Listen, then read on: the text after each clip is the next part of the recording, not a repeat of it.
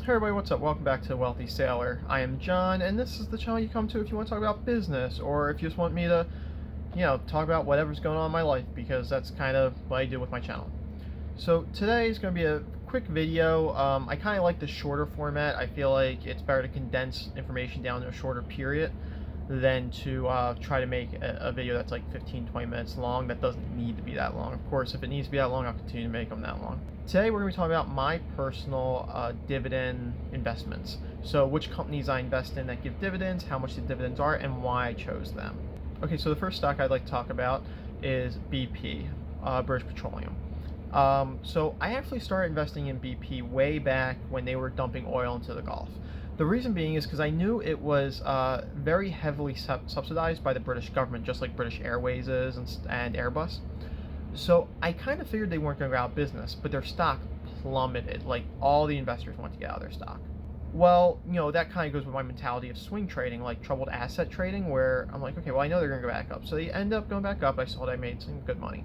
Well, then fast forward to recently, I started looking a lot more in the dividend-paying stocks. The reason being is because long-term gains over the next 3 or 4 years, I think are going to kind of plateau, and I think I'm going to make most of my money off of dividends. It sucks that you have to pay regular income tax off of it, but it is what it is. So a lot of oil companies pay pretty good dividends. In fact, BP is rolling in at 11% dividends, which is amazing. So I went ahead and bought a bunch of stock in them, but I waited. Now, I invested in them back when they reported a hurricane hitting the Gulf. So I bought them for a pretty low price, along with another oil company we're going to talk about in a minute. But 11.1% dividends is not bad, and I have probably about like 10% of my total Robinhood portfolio in that. By the way, this is my my shout out to Robinhood, so if you want free stuff, click below. Okay, so the next stock I want to talk about is VLO. The name of it's like Valero or something like that. It escapes me at the moment. But they pay 8% dividends, which is really good. But again, same thing with them. When the hurricanes were heading to the Gulf, I forget what the name of the last hurricane was. It's actually really hard for me to keep track of the names of the hurricanes because I'm deployed and I have other stuff to worry about. But I did notice that their stock went down a lot. I'm now up 25% in that stock now, so it's been a great investment for me, and it's paying good dividends. Now, those are both oil companies. Despite what President-elect Joe Biden said, oil is not going to disappear in the next 4 years. So I don't really think that it's a good investment strategy for everybody to be like, oh, Biden's elected, we need to get rid of all our oil stocks. It's like, no, he's talking about long-term changes, and even if they stop like cars and they turn them all electric and stuff, oil still produces a lot of other things. A lot of petroleum-based products, plastics and electronics are based off oil.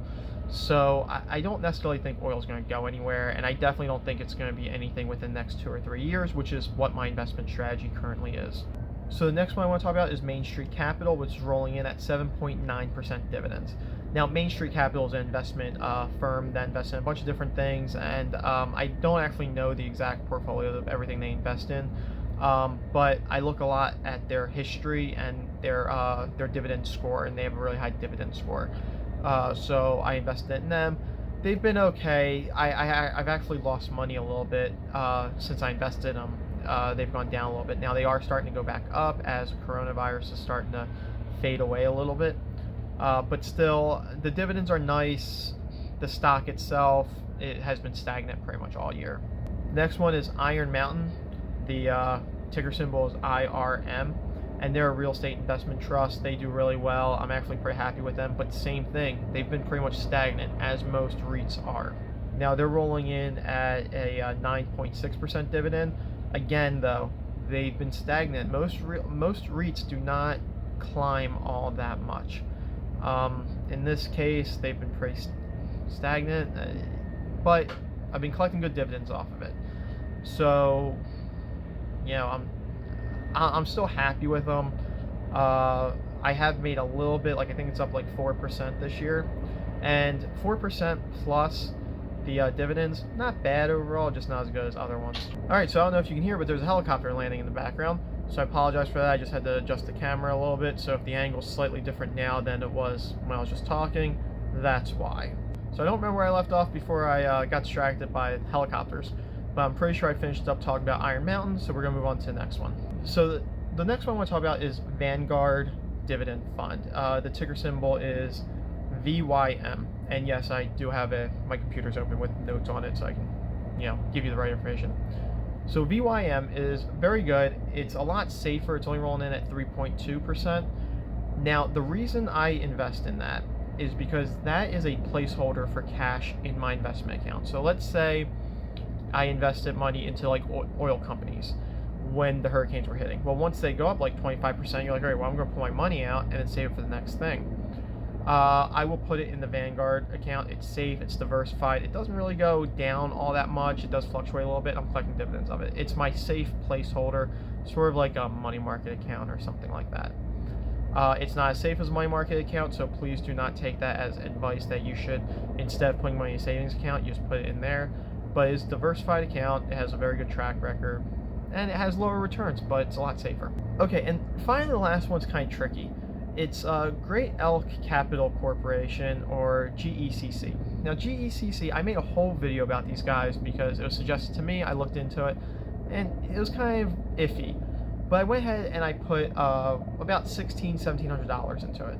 And in doing so, I bought about 600 shares. Now, they give you a $1 dividend per share, which means at my purchase price, it was paying about 35% dividends. Now, they were doing that because of the coronavirus and stuff like that. The share price was really low. And just so you know, it's a equity company that invests in different businesses and stuff like that. Well, so now that's starting to go up.